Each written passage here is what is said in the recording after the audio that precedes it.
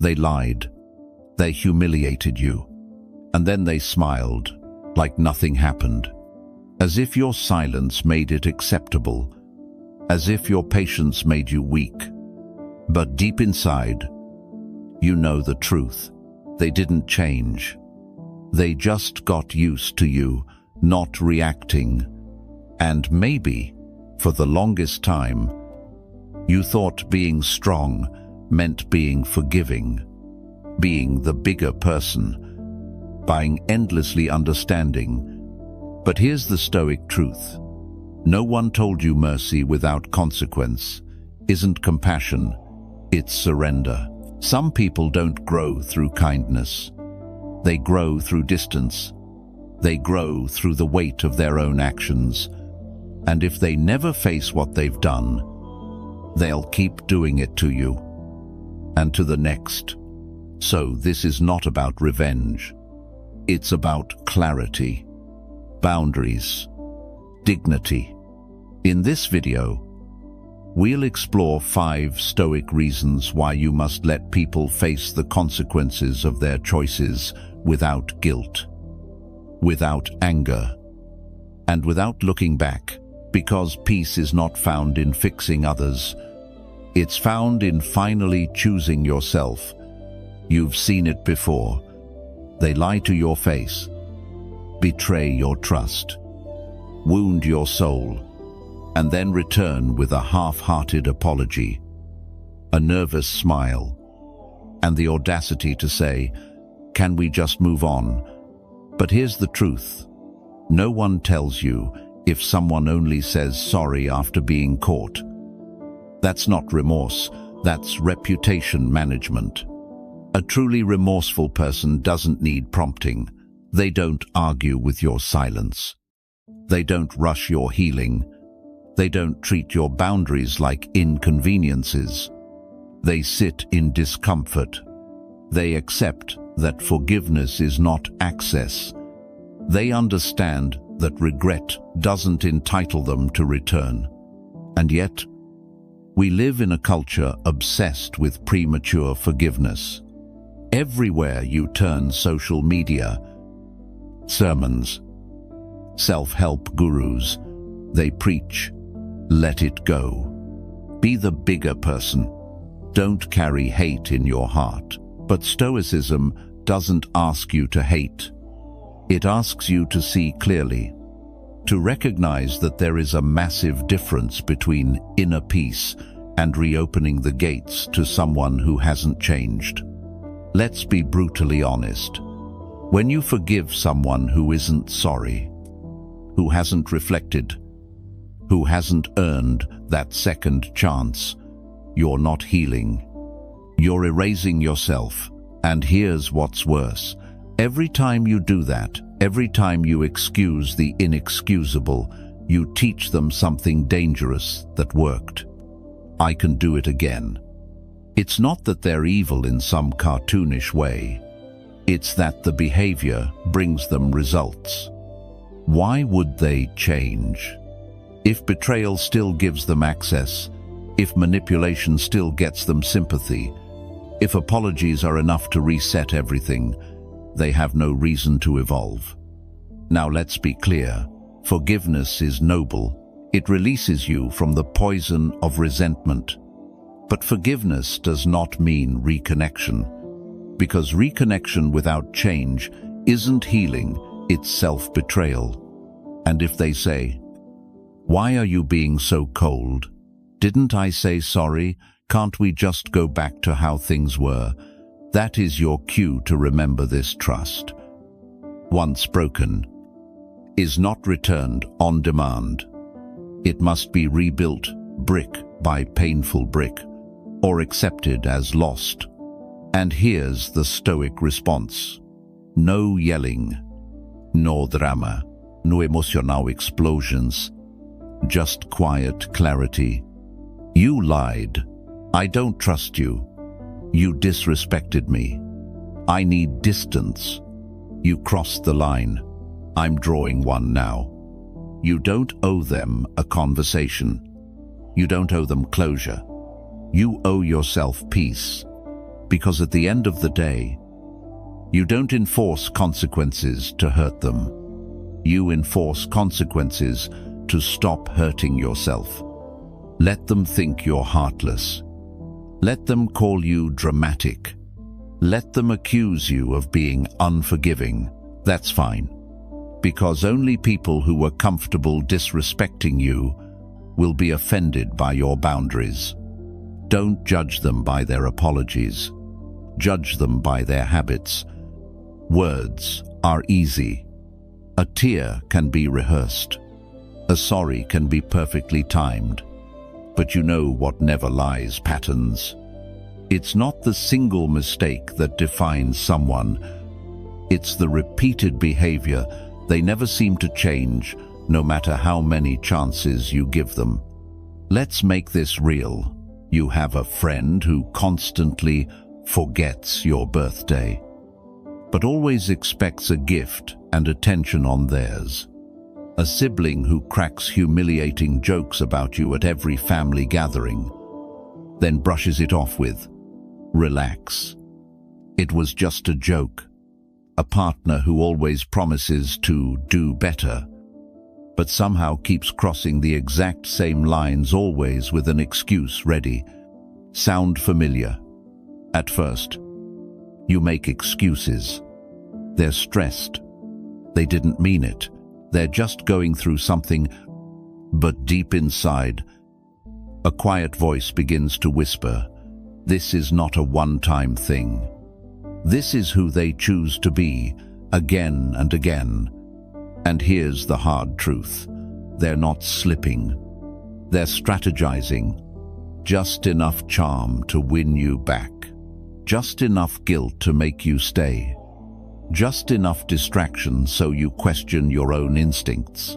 It's like standing in the rain, thinking it's a storm, only to look up and realize someone's holding the hose. Let me tell you about Evelyn, a retired widow in her 70s, gentle, thoughtful, the type of woman who sends handwritten thank you notes. Her adult daughter began visiting more often after her husband passed. At first, it felt like healing. She helped with groceries, took her to appointments, called daily. Evelyn called it a blessing. But then came the hints, how hard things are lately, how much she's sacrificing to help. Then came the favors. Could you help with the phone bill this month? Would you mind putting this on your credit card for now? Each time Evelyn hesitated. The calls stopped. The visits became colder. Then, after a few days, warmth again, like nothing ever happened. This isn't care. This is a cycle, a pattern. And the worst part, people like Evelyn, kind, patient, uncomfortable with confrontation, rarely draw the line. So it repeats. And with each repetition, the emotional cost grows. But here's the turning point. When Evelyn began journaling, writing down every request, every shift in behavior, she started to see it clearly. Not a storm, a system.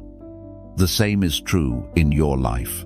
The moment you stop making emotional excuses and start looking at the data of behavior, you stop being confused and you start being conscious. And let's be clear, forgiving the same offense over and over is not strength. It's surrender. A Stoic doesn't surrender their peace to someone else's dysfunction. Marcus Aurelius once said, "If someone is able to show me that what I think or do is not right, I will happily change, for I seek the truth." But it's not your job to teach truth to those who refuse to see it. It's your job to recognize truth when it reveals itself over and over and over again. Because some people aren't sorry. They're comfortable. They don't want your forgiveness. They want your silence. They want your access without change. So here's what you do. Stop arguing with their excuses. Stop debating their intention. And start listening to what they've already shown you. Behavior is truth. Patterns are proof. And your peace is priceless. Let's clear something up once and for all. Setting boundaries is not cruelty. It's clarity. It's character. It's self-respect. But here's the problem. If you've been conditioned to keep the peace, to always accommodate, to be the bigger person, then the moment you say no, you'll feel guilty. You'll feel like you're the problem. You'll start asking yourself, am I being too harsh? What if they get upset? What if I lose them? But here's the truth. Most people never say out loud, if someone leaves because you enforced a healthy boundary, they were only there because you didn't. Let that sink in. Why we struggle with boundaries. It starts early.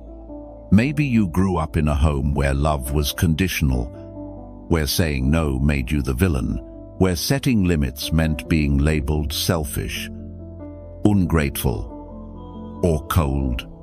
So now, as an adult, every time you try to stand up for yourself, you feel like you're betraying someone, but you're not betraying them. You're finally choosing not to betray yourself. That's not cruelty. That's healing. A real story, the dinner table boundary. Let me tell you about James, a 42-year-old father of two. Every Sunday, he visited his aging mother out of respect, out of love, but at every dinner, without fail, she'd comment on his appearance. Are you gaining weight again?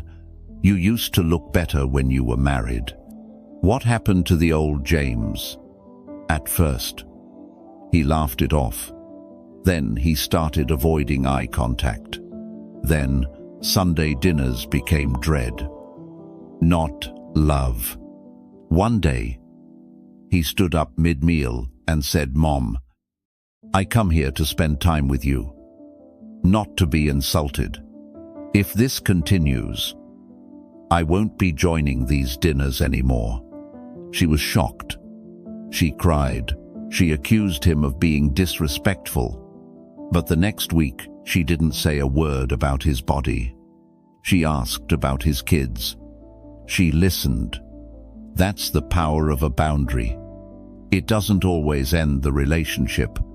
Sometimes it begins a real one. Boundaries are not walls. They're doors with locks.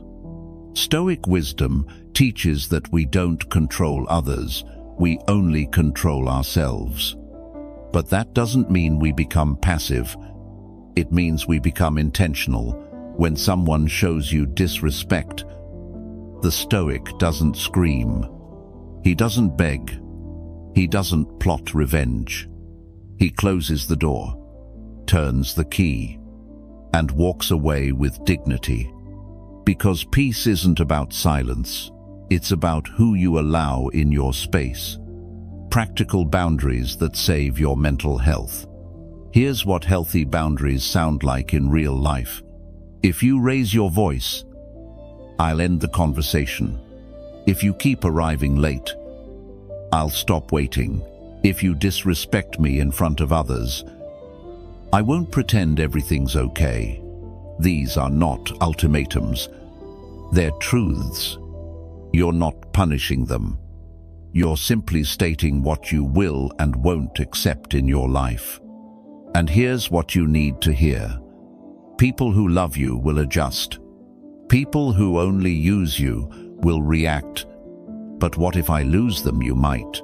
But ask yourself this: is it a loss or a relief disguised as grief? If the only way someone stays in your life is by ignoring your boundaries, then you're not in a relationship. You're in an emotional hostage situation. A true connection doesn't require you to shrink. It requires mutual respect, space, and truth. And yes, the fear is real. The guilt is loud, but louder than both should be your inner voice saying, I will not abandon myself to keep someone else comfortable. The final truth. People don't get to treat you however they want and still keep access to your life. You are not cruel for enforcing your worth. You are not cold for valuing your peace. You are not broken for finally saying enough. No more. Because boundaries aren't rejection, they're protection. They're self-respect in action. And sometimes, they're the most powerful act of love you can show to yourself. We all want to believe the best in others. We all want to give second chances. And when we love someone, we want to believe that love alone can fix them. But here's the Stoic truth no one tells you. There's a thin, dangerous line between being supportive and being complicit, between compassion and enabling. And too often, what we call understanding is really just fear. Fear of conflict, fear of change, fear of walking away, the trap of quiet endurance. You keep forgiving, you keep explaining, you keep absorbing the damage and calling it love. But all you're doing is protecting them from the natural consequences of their actions. And what happens when someone is shielded from consequence? They don't grow. They don't reflect. They repeat over and over. Because why would they change if nothing ever requires them to? Imagine this. You have a grown son. He borrows money constantly, but never pays it back. He forgets birthdays, but expects gifts. He raises his voice, but you say nothing, he's just stressed. You keep saying, he'll mature eventually. He just needs support. He has potential. But year after year, nothing changes. Now ask yourself, is he the problem? Or has your silence become the permission enabling looks like love, but it's not real? Compassion doesn't mean cleaning up their messes in the dark. It means turning on the light and saying, this behavior cannot continue, and I won't protect you from its consequences. But that's hard, isn't it? Because the moment you draw the line, they'll guilt you. They'll accuse you of changing. They'll cry. They'll say, I thought you loved me. But Stoicism reminds us, love without truth is manipulation. Compassion without clarity is chaos. And enabling is not an act of love. It's an act of fear wearing kindness like a mask. What enabling actually costs? It costs you your energy, your sleep, your boundaries, your dignity. You walk on eggshells. You sacrifice your needs. You water yourself down to keep someone else comfortable. But most dangerously, it costs them the opportunity to grow. You're not helping them. You're delaying their reckoning. You're removing the friction they need in order to evolve. And ironically, the more you save them from consequences, the more they resent you, because deep down, they know they're not truly facing life. The Stoic way forward. So how does a Stoic show real compassion? By saying, you're free to make your choices, but I'm free to choose how I respond. I won't stop you from hurting yourself, but I will stop you from hurting me. I care, but not at the cost of my peace. Because the most powerful form of love is not over-functioning. It's not self-erasure. It's not endless forgiveness. It's boundaries with a steady voice. It's truth delivered without apology. It's the quiet resolve that says, I love you, but I love myself. 2. And I refuse to disappear inside your dysfunction.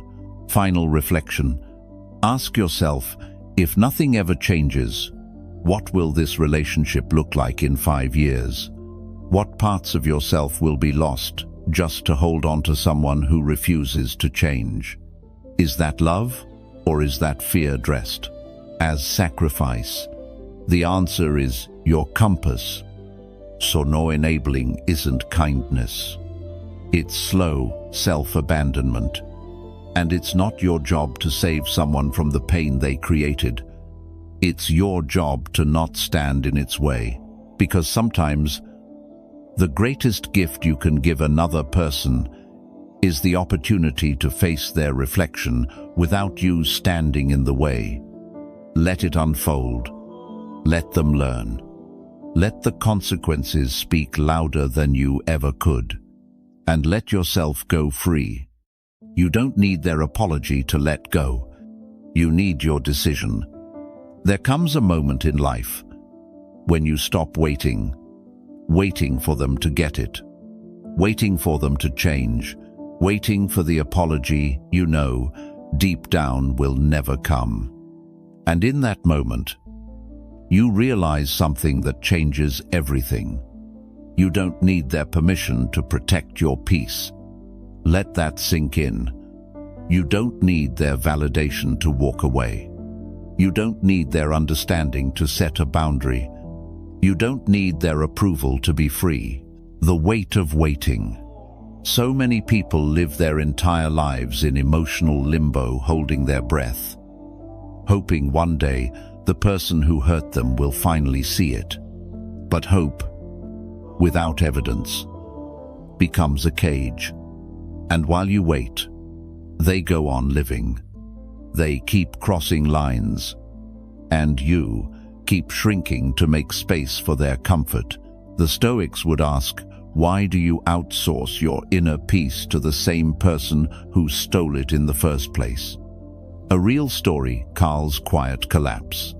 Carl was a quiet man in his 70s, a widower, soft-spoken, the kind of man who still offered neighbors coffee just in case they dropped by. His adult son began visiting more after Carl's health declined. He said it was to help, and at first, it was. But little by little, it became control. Who could visit? What Carl could say? What money was spent on? What decisions were allowed? Carl didn't want conflict, didn't want to lose his son, so he stayed quiet for over a year, until one day he told a friend, I feel like a guest in my own home. He hadn't set boundaries. He hadn't said no. Not because he was weak, but because he thought love meant endless tolerance. It doesn't. Love without boundaries is not love. It's quiet self-erasure. And Carl's story isn't rare. It's yours. It's mine. It's everyone who's ever chosen tension over truth, because we were afraid of losing someone we never truly had. Peace isn't given, it's chosen. Here's what Stoicism teaches us. You do not need a reason to protect your peace. You only need the courage to stop explaining it. You don't need to prove that someone is toxic. You don't need to list the receipts of their behavior. You don't even need them to understand, because sometimes the most powerful statement you can make is silence, a closed door, a missed call, a life lived without needing to be seen by those who were never really looking. From guilt to freedom. Will you feel guilty? Yes, because you were taught that choosing yourself was selfish. That drawing the line makes you cold. That peace is earned after everyone else is okay. But ask yourself, if nothing about them ever changes, what needs to change in you so you can be at peace? That answer is your guide. That answer is your Stoic act of courage, the shift from reaction to liberation, when you stop waiting for them to fix it and start fixing your boundaries. Something radical happens. You stop rehearsing comebacks in your mind. You stop craving closure from people who can't even spell it. You stop living in emotional reaction and begin living in deliberate truth. You walk lighter. You breathe deeper. You remember who you are without the weight of their dysfunction on your shoulders. And that, right there, that quiet return to your center is what real power feels like. Final thought: you don't need their apology. You don't need their permission. You don't need the perfect timing, the perfect excuse, or the perfect words. You just need one thing: the courage to choose peace without asking anyone if it's okay. Let go of waiting. Let go of wishing. Let go of them. Because your peace is not negotiable. Not anymore. They lied. They disrespected. They crossed the line again and again. And you stayed. You explained. You gave them time, space, and the benefit of every doubt. But now you see it clearly. Kindness without boundaries becomes self-destruction. Forgiveness without consequence becomes a free pass. And love without self-respect becomes your slow erasure. The truth is, they may never apologize. They may never understand what they did. They may never see the version of you that broke in silence, and that's okay.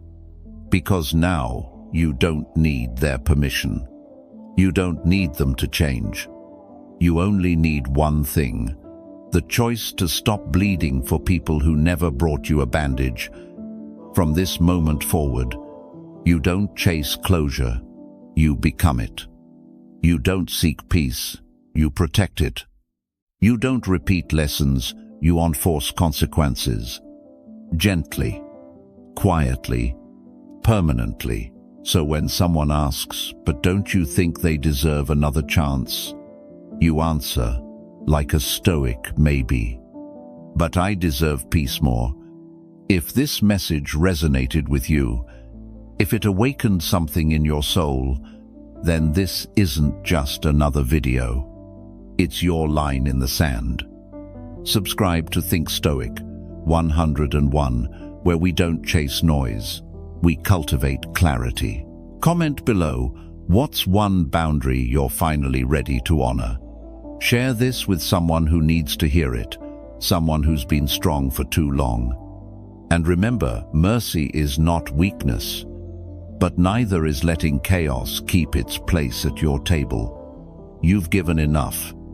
Now, it's time to choose you.